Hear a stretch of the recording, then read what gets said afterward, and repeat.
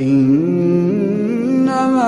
يؤمن بآياتنا الذين إذا ذكروا بها خروا سجدا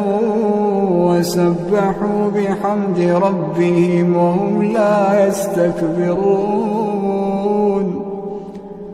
تتجافى جنوبهم عن المضاجع يدعون ربهم خوفا وطمعا ومما رزقناهم ينفقون فلا تعلم نفس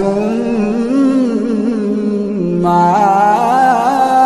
أخفي لهم من قرة أعين جزاء